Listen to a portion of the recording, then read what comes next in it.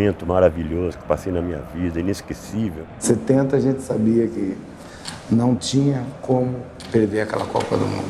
Você não sabe se chora, se ri. Nós saímos correndo, pulava, gritava, rolava no chão.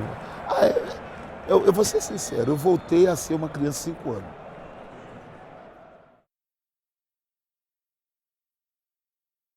A melhor seleção, tecnicamente falando, até hoje, estamos em 2011, até hoje, foi de 58. E a de maior conjunto foi a de 70, que foi montada em 68. 2 anos de preparação, excursão Europa, excursão América, a base estava ali. Eliminatórias, a base estava ali, com Saldanha e depois com Zagallo. Troca de esquema, Saldanha era um, Zagallo era outro. Só que praticamente os mesmos jogadores. Você trocava de esquema, você tinha um esquema e variações dentro desse esquema. Você tinha variações dentro do esquema com uma troca de um jogador ou de 2 jogadores. Você não mexia na estrutura. Em 69, quando teve eliminatórias para a Copa, foi o grande momento, o momento assim, técnico melhor que eu tive na seleção, em futebol, assim, que me deu mais prestígio. Em 69, eu não esqueço que o Saldanha, que era o técnico que assumiu a seleção, no primeiro dia que o Saldanha chegou na seleção, ele me chamou e falou: qual o problema? O Saldanha era meio engraçado. Eu falei assim: não tem problema. O único é que eles acham que eu tenho que ser reserva do Pelé. E eu posso ser jogador ao lado dele, né? Não vejo nenhum problema. Aí o Saldanha falou assim: a partir de hoje você é titular absoluto, pode jogar até mal quantas vezes você quiser, que você não sai do time. E chamou a imprensa e falou: ó, Tostão, titular, não falam mais disso. Não pergunta mais, o titular absoluto é o Tostão. Entendeu? O Saldanha me deu um prestígio. E interessante que isso me deu me fortaleceu emocionalmente, que foi o melhor período que eu tive no futebol. Foi justamente nessas eliminatórias com o Saldanha, né? Jogando ao lado do Pelé, né? Nós dois juntos. O Saldanha falou, eles falaram: Saldanha, você vai mudar essa seleção. Aí o Saldanha falou assim: ó, quando vocês reúnem seus ministros aí em Brasília, eu não me meto, então vocês não se metem aqui. Aí os caras mandaram um aviso para ele: vem aqui em Brasília, ou tu quer ser preso ou tu quer sair, escolhe. Foi isso que aconteceu, ele não quis ser preso, ele saiu. Então eu senti a saída do Saldanha. Senti porque eu gostava do Saldanha por causa da personalidade dele. O Saldanha, os caras no ouvido dele: fulano vai para as noites, ele: meu irmão, eu quero saber no campo. Não sei. Aí um dia falaram assim pro seu Saldanha: não sai aí com umas mulheres aí. Aí ele falou assim: vai sair com mulher nenhuma, traz a mulher pro hotel, senão o jornalista vai ver vocês. Entendeu? Pô, quem que não quer um treinador desse? Se o jornalista visse, ele ia criticar a gente. Lá dentro do hotel ninguém sabia. Dizem que o governo querendo se meter na seleção, nós nunca vimos ninguém lá dentro da nossa concentração querendo se meter, querendo dar palpite. Não, a gente fazia o nosso trabalho. Nós sabíamos a importância para nós, profissionalmente, ganharmos aquela Copa do Mundo. O Pelé era a última. O Brito, o Gerson, o Piazza, o Tostão, para a maioria dos jogadores era a última oportunidade de jogar uma Copa do Mundo e ganhar. E nós sabíamos que nós tínhamos time, primeiro tínhamos grupo para ganhar. E pelo trabalho desenvolvido, né, planejado e desenvolvido pela comissão técnica, né, principalmente da preparação física, nós estávamos confiantes de que, se nós seguíssemos toda a orientação que eles nos davam, nós teríamos tudo para ganhar a Copa do Mundo. O Saldanha, se ele quer, eu acho, se ele quer, ele fica de treinador. Eu não sei porque teve problema do Médici. O Médici naquela época tinha um problema esse problema de dizer que o Médici, tal, esse negócio do Darío, dizem que fizeram isso porque o Médici era o presidente do Brasil. Mas o Saldanha, quando chegamos num jogo no Morumbi contra o Chile, o Saldanha inventou de pôr o Pelé na reserva, pô. Não sei se vocês lembram disso. Quando veio o Zagallo, nós fizemos amistosa, as maiores amistosas. Eu não joguei, jogamos contra a Áustria, não sei, foi 1-0 e tal. Aí nós saímos desacreditados daqui do Brasil, saímos desacreditados. Chegamos 40 dias lá no México, aí o Zagallo chegou e falou assim, não, eu não vou fazer mais coletivo, senão alguém vai se machucar. Só que chegou na hora de começar a Copa do Mundo e falou, nós vamos começar a Copa do Mundo assim. Se ganhar, se a gente for ganhando, vai ficando assim. Se não, a gente vai mudar. E outra coisa, eu vou te falar, porque o treinador na época, depois que saiu o Saldanha, ninguém queria o Zagallo, eles queriam o Dino Santos. O Dino Santos que não queria ser treinador. Aí veio o Zagallo, aí fomos campeão do mundo. Até hoje, os caras dizem que foi o presidente que me convocou. Ninguém fala que foram 69 gols, que eu era uma máquina de fazer gol, ninguém fala. Fala que o presidente me convocou. Então, é uma situação difícil. Ninguém confiava, a imprensa sentando no palco, essa seleção não está com nada, está velha, está acabada e tal. Foi muito criticado. Aí foi quando entra o Zagallo. O Zagallo reuniu todo mundo e foi o momento maior da conquista. Ele reuniu todo mundo e falou, gente, a disputa de posição acabou aqui agora. Eu já tenho meus 11, e meus 11 são esses. Aí deu a escalação. Félix, Carlos Alberto, Brito, Piazza e o Everaldo. Clodoaldo, Pelé, Gerson, Jairzinho, Tostão e Rivelino. Esses são os 11. Então acabou. Rapaz, foi uma palavra mágica. Porque todo mundo pegou, se levantou, mas foi uma coisa que nem treinado nós faríamos. Todo mundo se levantou e bateu palma para o Zagallo. E daquele momento em diante se tornou uma família.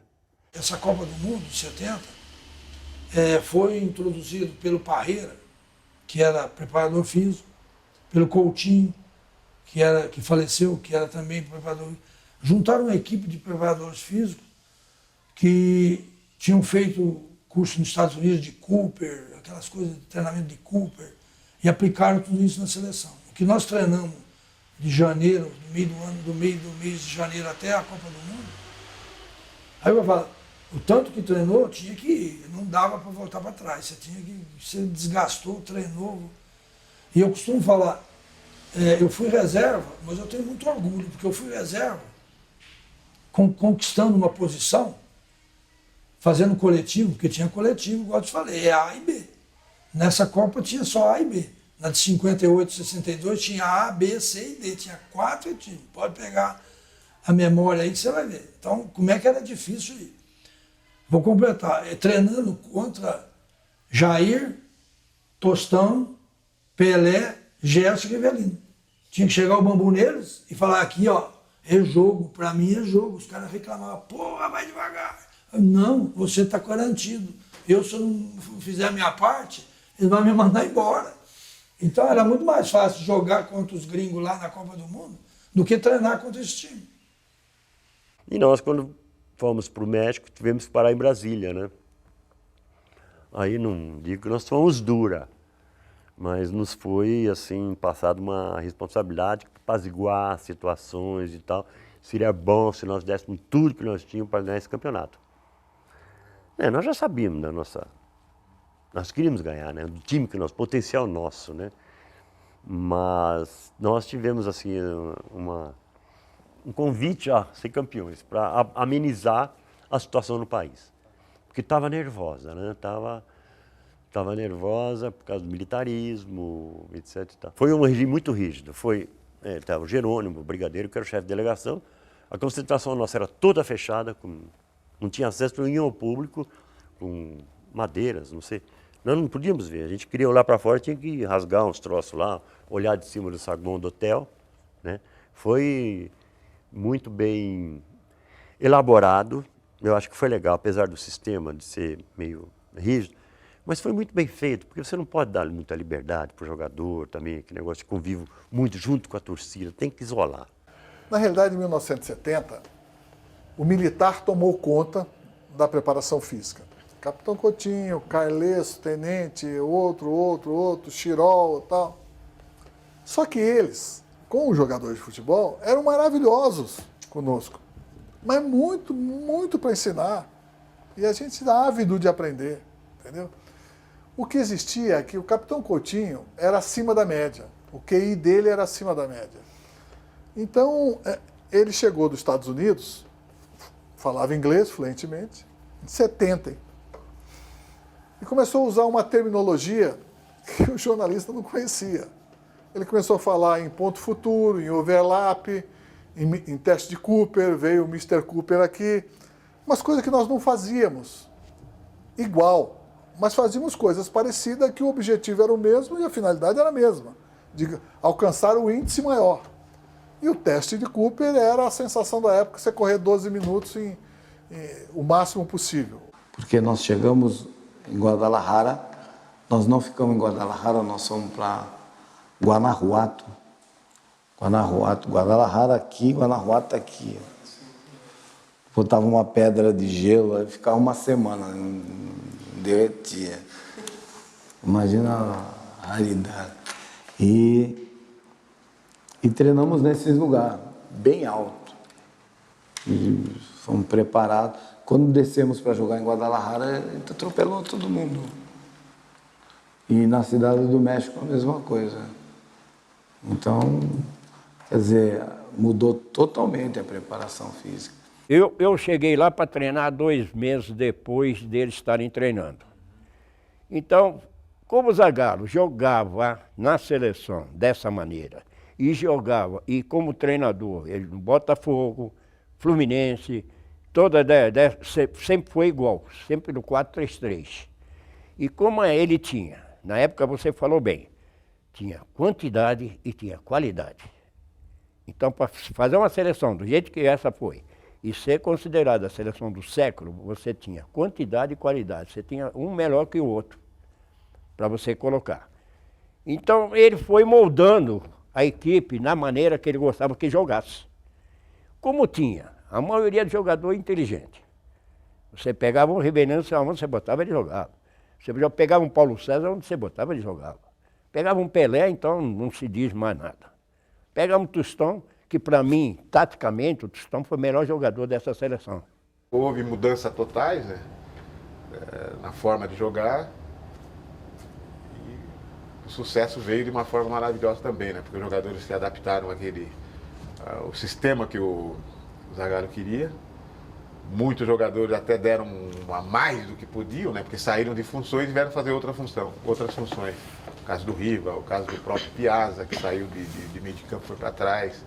E alguns jogadores foram injustiçados, né? Eu acho que o Edu, que fez uma das melhores eliminatórias, 69, acabou sobrando para o Edu, né? E o Joel Camargo, que era um zagueiro também de uma tranquilidade impressionante. Acabou também estourando no Joel, mas os que entraram praticamente deram conta do recado. Quer dizer, o Zagallo foi muito feliz nas substituições porque acertou o time, né? E ali era difícil. Era difícil jogar, porque a união era tão grande, a amizade era tão grande que nós jogadores que ficávamos no banco e ficávamos fora do banco, aí torcia. A posição de treinador é complicada demais, porque perguntar assim, Piazza, você foi completamente feliz? Eu diria, não. Se for pelo lado individual, não. Porque eu queria ser campeão jogando na minha posição no meio de campo. Porque muitas vezes eu terminava alguns jogos da Copa do Mundo de 70, porque aí jogando de 4 zagueiro, eu fui um 4 zagueiro que eu, 1,76, não era alto. Fui um 4 zagueiro que eu não sabia dar carrinho. Nunca soube dar um carrinho. Mas eu fui um 4 zagueiro que às vezes quando pergunto por quê, eu falo, bom, modéstia à parte, eu sei que eu tinha um bom senso de desarme, de antecipação e de colocação. E zagueiro precisa ter isso, né? Então, eu consegui chegar a 4 zagueiros, ser campeão mundial, mas, se perguntasse, o Piazza gostaria de ter jogado no meio de campo, com todo respeito ao Clodoaldo, ao futebol que ele jogou extraordinário e tal, mas eu gostaria de jogar no meio de campo. Sabe por quê? Para mim sentir mais o suor da camisa. E, às vezes, na seleção brasileira, quando terminava um jogo, eu fiz assim, eu sentia um pouco envergonhado. Eu acho que, gente, acho que eu não joguei, não, sabe? Mas, evidentemente, a gente tem que entender que a participação, como o Zagallo falou, ó, nós viemos aqui para defender.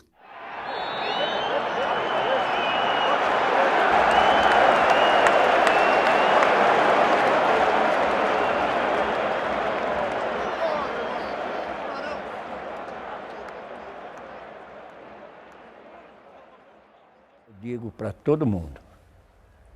Mas vocês entraram nervosos, vocês entraram... Enquanto não começa, se são 4 meses que você está treinando, você fala, o que vai ser? O que vai acontecer? Fazer um amistoso é uma coisa, você disputar uma Copa do Mundo é outra. Então vamos com aquele negócio na cabeça. E aí? E aí? E aí? E aí? E aí? E aí? Pisamos em campo, pá! Deu estalo na cabeça. Aí você volta a ser você. Você volta a ter o domínio de você. Porque enquanto você não está no meio da briga, o primeiro jogo é o pior que tem. Que ninguém vai saber o que vai acontecer. Nós começamos perdendo de 1-0. Eu tive 2 ou 3 defesas difíceis nesse jogo. Mas o Brasil atacou mais do que sofreu. Então deu para fazer. Depois dali desse jogo, primeiro jogo para frente, deslanchou. Que foi um choque, de repente o Brasil tomou um gol. Sabe? O Brasil tomou um gol e tal, mas todo mundo levou um choque. Pum! Aí se ligou. Nós começamos desconfiados, foi isso aí. Putz, será que a nossa seleção não está legal? Porque a gente nunca vence antes do jogo, né? Você precisa ver, né? Eu não conhecia o time, como é que ia reagir se tomasse um. Mas eu vi que os caras pegaram a bola e ninguém abaixou a cabeça, nada, sabe? Pegaram. Pelé era o nosso grande... Pegava a bola, eu olhava para os caras e colocava a bola e já via que estava confiante. O Gerson era um líder, né? O Carlos Alberto. E o jogo estava igual. Mas o mal da Tchecoslováquia foi fazer o gol. Porque o jogo estava igual. Se a Tchecoslováquia não faz o gol, ela podia levar o jogo e até ganhar no final. Mas ela fez o gol, acendeu o fogo, né? Tacou querosene. Aí a seleção... Nossa, o que a seleção não tinha jogado até então, jogou o dobro depois que sofreu o gol. Aquele gol ali foi benéfico à seleção. Nós terminamos o jogo contra a Tchecoslováquia. No vestiário, claro, alegria, euforia, né? Sorrisos, né? Parecia que nós tínhamos ganhado o título, já no primeiro jogo, 4-1, uma estreia excelente. Mas eu não esqueço que a hora que, dentro do vestiário, por quê? São aqueles que já tinham experiência anterior de Copa do Mundo, que já tinham passado por bons e maus momentos, né? Que está aquele euforismo, aquela comemoração pela vitória, estreia de 4-1, eu lembro. Batendo palma e jogou no ar. Moçada, parabéns, foi bom, foi ótimo, foi bom, mas precisa melhorar muito mais. O senhor Edson Arantes do Nascimento, do Pelé. Chegou e como se, peraí. E sentou, quando ele terminou de falar aquilo, ele sentou, eu lembro que eu estava tirando o uniforme, eu lembro que ele sentou ao meu lado e disse assim, eu tenho que falar isso aí, que senão tem neguinho aí que pode pensar que já é campeão.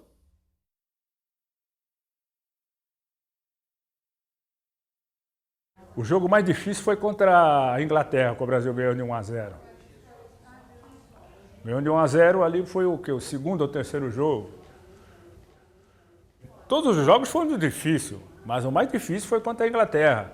Porque eu me lembro muito bem que eu estava na reserva, eles deram um ataque, acho que estava 0-0, ou estava 1-1, eu não me lembro direito. O Félix fez uma grande defesa. Nós tínhamos 3 goleiros. O Félix era o mais antigo, estava já com mais de 30 anos. O Ado, que estava no Corinthians, e foi o Leão, com 20 anos. E jogou o Félix, na minha opinião, era o mais fraco. Só que ele fez uma defesa, eu não me lembro se estava 1-0 ou 1-0. Ali, praticamente, o Brasil ganhou o jogo. Ele fez uma defesa espetacular. E eles perderam um gol. O Brasil está ganhando de 1-0, eles perderam um gol. Uma jogada que teve, a bola sobrou, o cara chutou raspando. Aí o Brasil ganhou o jogo de 1-0. Houve um cruzamento da direita deles, da esquerda nossa, e o Lee parece que voou de cabeça. Aí como eu estava voltando, eu fiz a defesa, por sinal, uma grande defesa. Aí Conforme eu fiz, a bola, com a mão só, a bola caiu. Na bola cair, eu fui e abafei. Que do chão mesmo, eu fiz o mata-borrão e pum, abafei. Nisso que eu abafei, ele estava no chão também e virou, pensando que fosse pegar a bola, pegou minha cara. Pegou meu rosto e eu fui a nocaute. Fui a nocaute, que depois eu vi nos tapes, que eu bati no chão e ficava tremendo assim, do nocaute. E o Mário Américo veio correndo, tal, me atendeu, tal. Aí levantei. Aí continuei jogando. A mesma coisa que se fosse um lutador de boxe que estava nocaute, mas estava em pé. Não, é fazendo tudo automaticamente. Fazendo tudo automaticamente, você vendo tudo que você estava fazendo, mas não estava senhor de si. Aí terminou o primeiro tempo, fizemos tudo igual. Aí descemos o vestiário, conforme descemos, né, botei o pé no degrau, pá! Conforme eu fiz assim, o gesto, o que foi? O que foi? Falei, agora, antes tinha sido, agora não tem mais nada, agora estou legal. Foi quando deu um estalo na cabeça que eu botei. Eu acho que na Copa eu joguei menos que eu jogava no Cruzeiro. Por dois motivos. Primeiro que eu joguei fora da minha posição, né?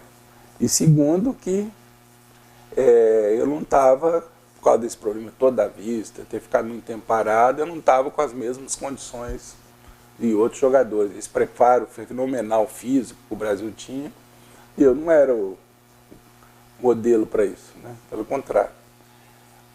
Mas eu me orgulho assim, que os meus grandes lances na Copa foram os grandes momentos que eu acho mais importantes da seleção. No sentido seguinte, que os dois jogos que o Brasil correu riscos de perder foram os jogos que eu mais contribuí para a seleção, né? Foi o jogo contra o Uruguai, que eu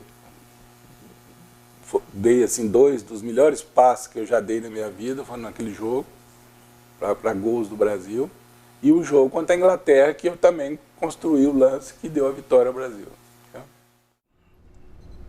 Analisarmos o grupo que nós estávamos na primeira fase. E quem estava no nosso grupo era nada mais, nada menos que a Inglaterra, que era o grande time, chegou como favorito para ganhar aquela Copa do Mundo. Campeão mundial, né? Era campeão mundial e tinha um grande time. Foi o jogo mais difícil. Tinha um timaço. Então, o que foi feito?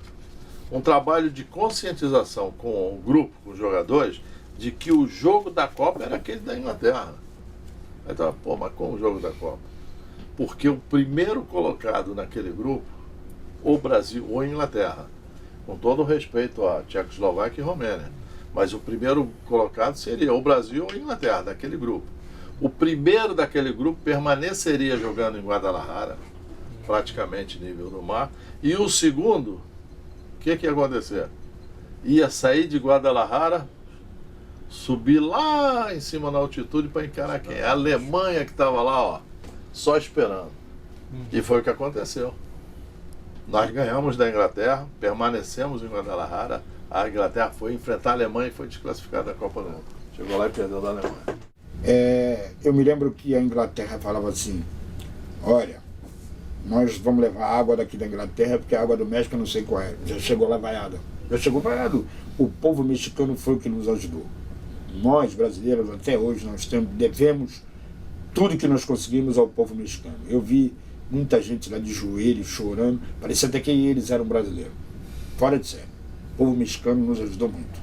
Muito mesmo. Olha, honestamente, desde o primeiro jogo, os mexicanos torciam para o Brasil, acho que mais do que o brasileiro estivesse lá assistindo. Eles sempre, não sei porquê, talvez pela língua, pelo jeito de se entender, a gente fala português, mas entende eles sempre torceram no Brasil. A hora que o México saiu, prova disso, não preciso falar nada, foi o último jogo, o que eles fizeram dentro do campo? Tiraram o calção do Tostão, a chuteira do outro, a meia do outro.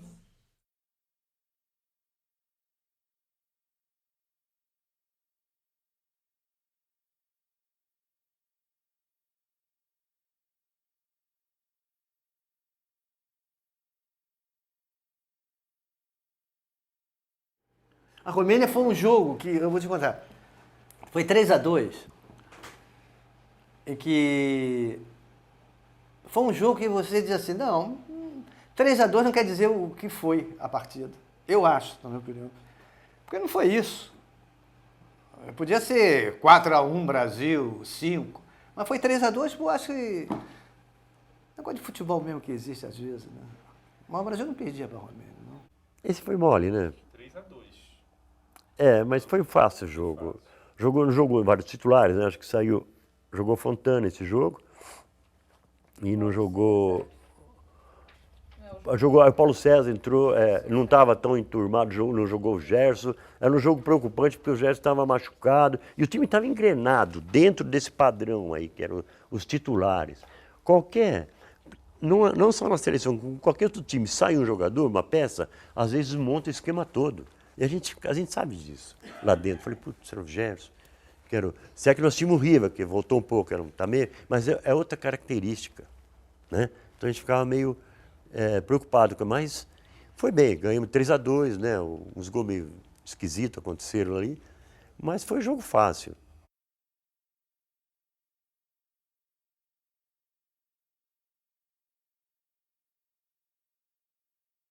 Essa seleção do Peru era seleção excelente, né? Com uma defesa do meio do campo para frente, super, né? Sensacional, eu até diria isso. A defesa ruim e o goleiro ruim. Então, isso para nós facilitou muito, dificultou muito para nós pegarmos o meio do campo dele com Mifflin, tinha Perico Leon, Bailon, era uma seleção complicada que também foi formada muito tempo antes das eliminatórias, exatamente como a seleção brasileira. E comandada pelo mestre, meu mestre, né? Meu mestre Didi. Ele era campeão do mundo, né? Ele era mestre, né? Mas o destino quis isso e aconteceu isso. E, felizmente, nós ganhamos. Um jogo um pouco complicado, um jogo um pouco apertado, mas eu acho que a nossa seleção era melhor. Respeitava muito o Didi. O Didi era uma criatura fantástica. Todo mundo gostava dele como homem e como jogador, que ele jogava pra caramba. Mas né, a gente sabia que o time do Peru, até tecnicamente, tinha bons jogadores. Cubijas, tudo. Foi um time que fez gol no Brasil. Fez gol no Brasil tocando a bola. Não foi cruzamento, entrou tocando, saiu na frente do gol. A desvantagem deles que eu achei que era o goleiro deles era fraco. O goleirão deles ajudou bem nós. Nós tivemos um problema com o Peru, né? O Peru fez, acho que foi 1-0, e o Didi fez uma onda muito grande, ele era o técnico. O Didi era, acho que era o pai do Paulo César, né? O Caju, que não sei o que, jogava com birras, não sei o que, o time era bom. Jogo interessante, mas foi um jogo de muita arte, né? O Peru fez jogadas fantásticas, porque o Peru perdeu 4-2, ninguém está lembrando, mas o Peru fez cada jogada fantástica. Pus olhos, aquilo foi bonito demais. Foi um jogo, foi um espetáculo de primeira grandeza. O time Peru era bom demais. E o técnico era o Didi. Não, mas foi um jogaço, foi um espetáculo fantástico. O time do Peru era bom demais. Mas o Brasil tem uma diferença, né? Aqui tinha Pelé, lá não tinha, né?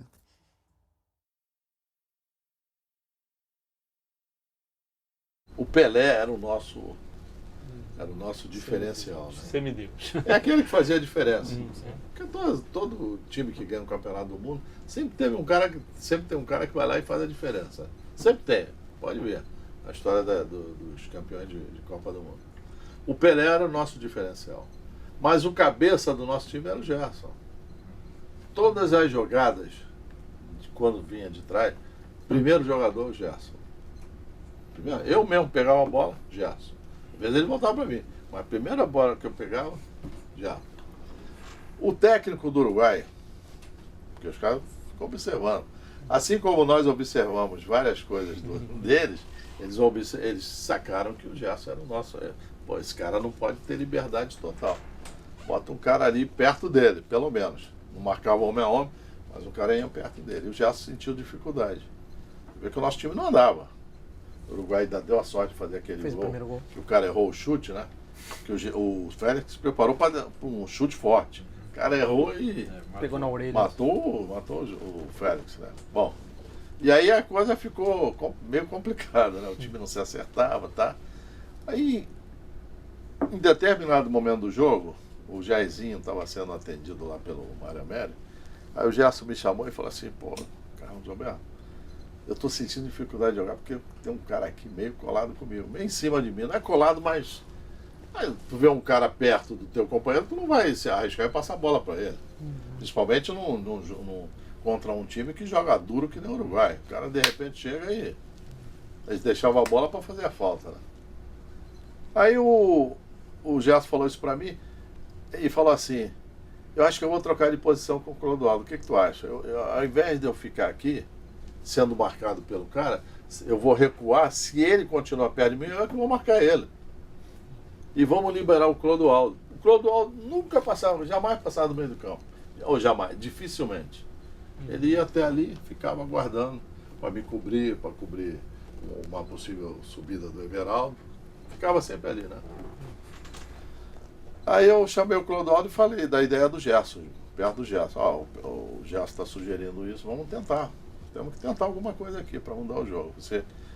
O Gerson vai ficar na tua posição e você troca de posição e sai pro jogo. Poucos minutos depois ele vai lá e faz o gol. Quer dizer, é sorte também do Gerson ter sacado essa situação e o Clodoaldo lá receber aquele passe e fazer o gol. Mas quando a gente tenta alguma coisa dentro do jogo, geralmente as coisas acontecem. Agora, quando você fica no jogo esperando acabar o primeiro tempo, para ir pro vestiário, ver o que o treinador vai falar, aí não acontece, às vezes não acontece nada, né? Então é tudo sorte. Quando o time está bem, as coisas vão acontecendo. A gente diz sorte, mas as coisas normalmente acontecem. Sorte com competência. Aí nós empatamos o jogo, foi fundamental. Foi fundamental. Foi a gente dar moral pro time e prevenir o time uruguaio, que aí ficou tudo igual de novo, né? E de igual para igual, eles sabendo da dificuldade que teriam de ganhar do nosso time. Se nós não voltássemos para o segundo tempo com empate, aquele jogo também seria muito difícil. Tinha condições de ganhar, porque o time era superior. Mas eles iam arrumar uma retranca e ia baixar o porrete. Você vê que aquele jogo foi um jogo que saiu mais butinado. O Pelé deu uma cotovelada no cara lá que se pega direito, abria. O Carlos Alberto deu no outro. Então, a sorte foi que aquele gol que o Tostão meteu, quando ela entrou e fez, aquilo ali deixou mais calmo para voltar para o segundo tempo. Veja bem, né? Os jornalistas, é lógico, né? Se pegam em qualquer detalhe, né? Então, e os uruguaios, então, mais ainda querendo nos tirar do sério, né? Não, vai se repetir o que aconteceu em 50 e tal. Mas 50 eu tinha 1 ano de idade. Muitos dali tinham 1 ano de idade, né?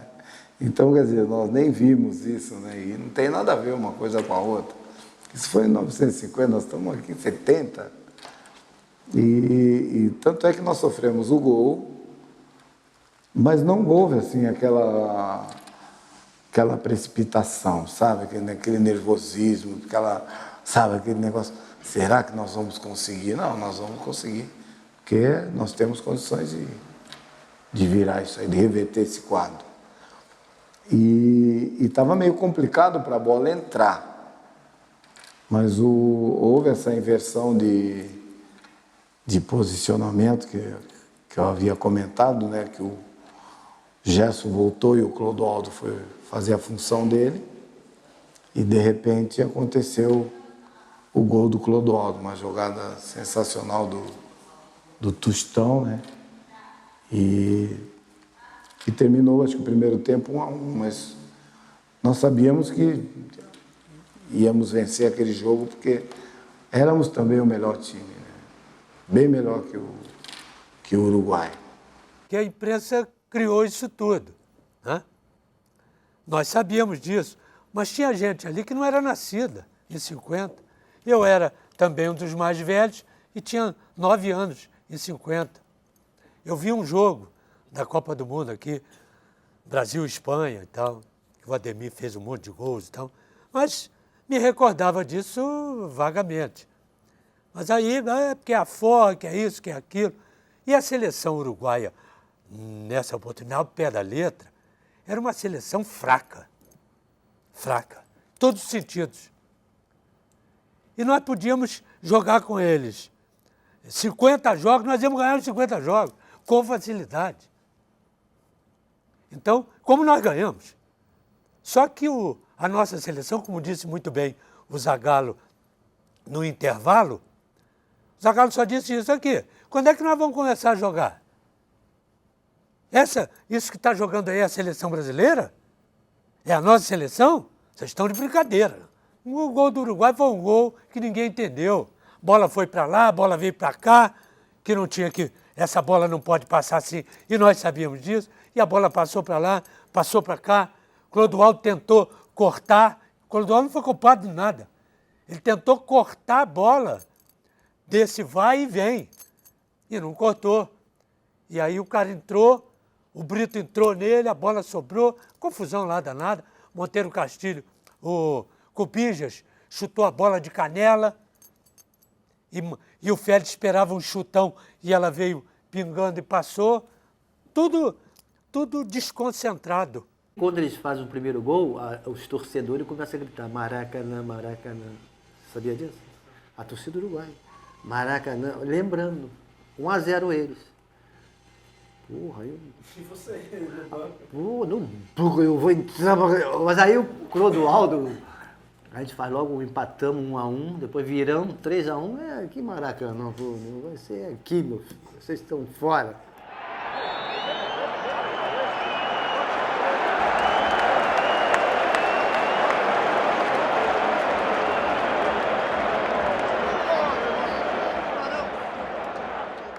Agora tem uma coisa naquela seleção que me marcou muito também. Eu tinha, na véspera, Brasil e Itália, eu sonhei que o Brasil tinha ganho de 4-1. Lógico, 4 gols do Dadá, né? Aí eu peguei, falei com o Pelé, falei com todo mundo. Aí chegou na hora da preleção, pro jogo final, aí o Zagallo falou aquilo tudo que tinha de fazer. Falou que alguém quer falar alguma coisa, o Pelé, eu. Põe o Dadá, que ele falou que vai fazer 4 gols. E foi com aquela brincadeira. E foi 4-1 Brasil. Mas no sonho foi 4 gols do Dadá, mas eu tinha sonhado. Nós vamos jogar contra a Itália. Quem tem do lado da Itália? Tem esse, aquele, Giovanni Senna, tem Gil, tem esses grandes jogadores. Tudo bem, nós temos que preocupar com eles. Mas se nós estamos preocupados com eles, imagina eles com relação à nossa seleção. Enquanto nós estamos preocupados com a equipe de um modo geral, mas principalmente com aqueles 3 que fazem a diferença, eles têm que preocupar com 6 daqui. Então, psicologicamente, nós estamos levando vantagem. Então, nós não podemos menosprezar isso. Nós temos que tirar proveito disso. Foi assim em 70. Eu estou dando risada porque o Gerson tem uma brincadeira gozada, né? Nos treinamentos, então tinha aquele negócio de bater pro gol, pá, chute, né? E o Gerson nunca foi de chutar forte, o Gerson metia onde queria. E nos treinos eu falava, chutar 100, se eu tomar um de fora da área, né? Eu te pago jantar, pago tequila, o que você quiser aí. Ele vinha, falou, vou tirar de bunda, eu pumba, ele ficava louco. E ele quando fez o terceiro gol, o segundo, né, no México, contra a Itália, o Gerson fez o quarto, não, o quarto foi o Carlos Alberto. O Gerson deu uma vara, acho que foi o segundo gol, o Gerson. Ele correu pro banco, me xingando, aí, que ele pegou de fora da área, no goleiro, ele veio gritando, lá aí, danado, xingando, né? Falei, boa, papagaio, entrei no campo, tomei tanta dura, você não pode ir no campo, falei, dane-se. Nós sabíamos como a Itália jogava. De esquema tático da Itália, né? Eles marcavam homem a homem. Então nós tínhamos uma variação dentro desse esquema. Né? Se marcasse homem a homem, chegar toda a marcação italiana para cá, entrar o Carlos Alberto sozinho. Né? Eles jogavam com 2 homens no meio do campo, nós jogávamos com 3, às vezes até 4 homens. E esse jogo foi um jogo muito tático, quer dizer, foi o avanço da seleção. Foi um avanço muito importante, né? Várias coisas que nós imaginamos foram discutidas, aconteceram dentro de campo.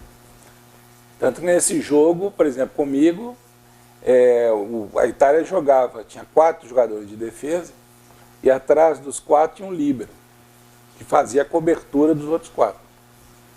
Então nós combinamos que eu jogaria atrás dos 4, quer dizer, eu me sacrifiquei individualmente para jogar perto do líbero, para o líbero me marcar.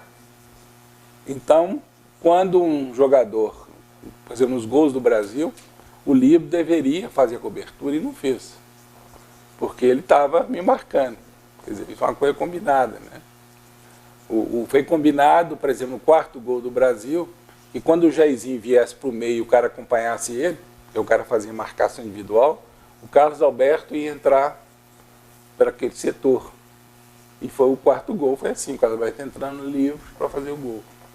Então, isso foi um exemplo assim, do jogo, de como a seleção de 70 foi um avanço. Mas eu lembro um detalhe da seleção da Itália. O posicionamento do time deles quando estava se defendendo, né? Aliás, quando estava se defendendo, não. Quando eles saíam para o ataque, como se posicionava a defesa deles. O Parreira foi felicíssimo nas fotografias, nos slides, né, que ele trouxe. Eu digo isso em relação ao gol que eu fiz. Porque o Zagallo mostrou e falou assim, ó, quando eles saem para o ataque, o posicionamento deles é esse aqui, marcação homem a homem. Se nossos homens de ataque se movimentarem quando eles estão atacando, pode abrir um espaço para a subida do Carlos Alberto. O Jairzinho puxar o Faquete para o lado esquerdo, o Tostão vai para lá, o Rivelino, e foi provado, né?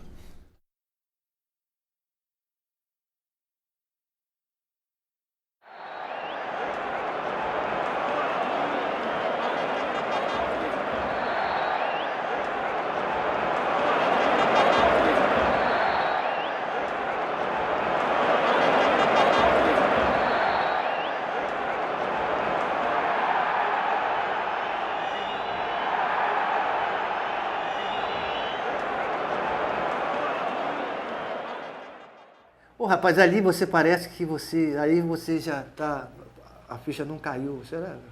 Você fica aquilo, pô, sou campeão mundial, entendeu? Os pessoal chamando, vai lá, sobe para receber a medalha, e o pessoal não está ligando de medalha, está festejando, porque a torcida entrou em campo.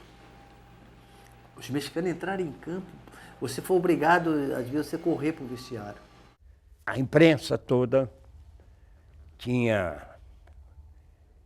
feito, como é aquele, o centro de comunicação dentro do Centro Pan-Americano. E depois, quando terminou, tal, que era festa, que receber, quando estava na concentração, ainda me levaram para o Centro de Comunicação para ser entrevistado. Acho que foi a Globo, que era do Saldanha, era da Globo, né? Então, inclusive, estava o Saldanha lá, me deu os parabéns, tal, não sei o que, isso, aquilo. Aí estou sendo entrevistado, de repente, isso. Cara, telefone. O que eles fizeram? Entraram em contato com a minha família, com a minha casa no Rio. Botaram a minha família, eu já estava chorando, já estava manteiga derretida, depois de ter sido campeão. Sofrer tudo aquilo que eu sofri, sair desacreditado. Você sabe que você, segurando, se contente, quando você se solta, você não sabe nem o que você faz. Então é aquele, os nervos saem por fora, sai tudo por aqui. Então é aquele desabafo. E conforme eu estava dando a entrevista, peguei o telefone, minha filha mais velha, que na época tinha 7 anos, paizinho, meteram tanto pau no senhor, dizer que o Brasil tinha time e não tinha goleiro, o senhor vai se votar campeão. Falei, larguei o telefone, bati o telefone, falei, acabou a entrevista. Não saía mais nada, chorava aqui, não saía mais nada. O fato de receber a taça já é uma alegria, uma emoção que não dá para chegar aqui e falar o que assim, junta tudo de bacana, de emocionante. Não dá para descrever, né? E sabendo que naquele momento você está representando um país, né?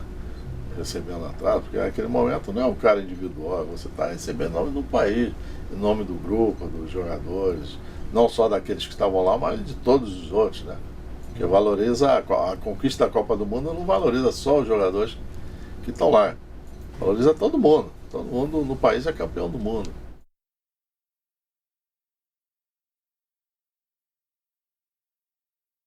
Se me perguntar com relação ao regime militar, infelizmente nós, brasileiros, principalmente esportistas, jogadores da época, a gente não tinha muita consciência, parece que a gente nasceu para jogar futebol só, e infelizmente como cidadão nós não tivemos tanta participação assim, consciente, referente ao processo.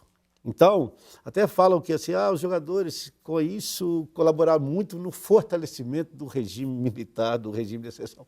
Poxa vida, mas mesmo que a gente soubesse que ia, a ideia e a necessidade, e a vontade e a obrigação era de ganhar, é de vencer mesmo. Porque, felizmente, se a gente fortalecer o regime militar naquela circunstância, pelo menos a gente tem certeza que também eclodiu nesse país todo, né? Ressoou por esse Brasil afora também uma alegria enorme, né? Quer dizer, uma modificação enorme dessa situação que vivia o povo brasileiro, dessa opressão, eu acho que com a conquista do título. Eu penso por aquelas imagens que eu tenho hoje guardadas ainda, através de fotos, através daquela chegada nossa, desde Brasília até quando eu fui para Belo Horizonte, e eu às vezes fico olhando aquilo e às vezes eu falo assim, custa acreditar que aquilo aconteceu.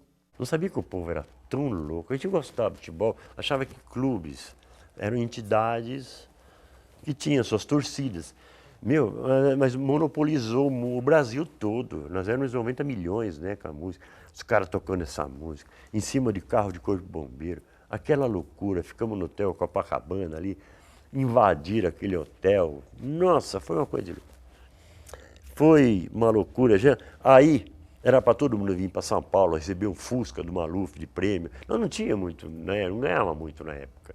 O prêmio, eu acho que ele foi $10 mil na época, que era 3, 3 e 4. Mas as despesas que o clube pagava nossos salários de clube, né? Então eles pagavam o salário nosso.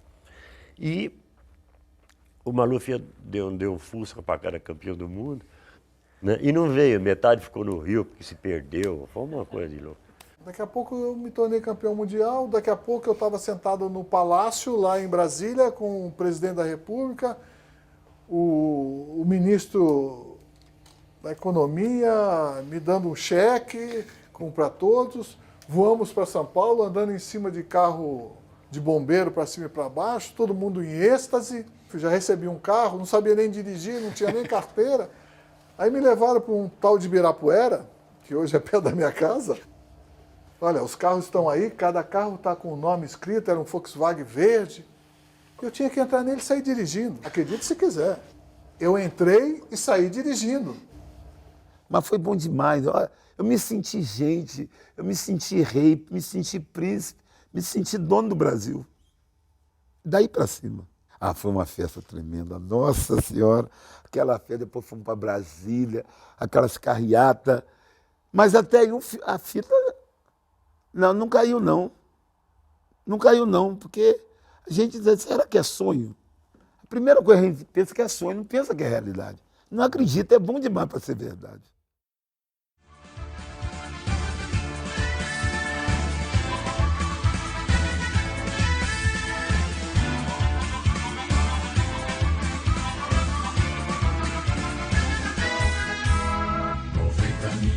Em ação, pra frente Brasil, do meu coração. Todos juntos vamos, pra frente Brasil, salve a seleção. De repente é aquela corrente pra frente, parece que todo o Brasil deu a mão. Todos ligados na mesma emoção, tudo é só torcida.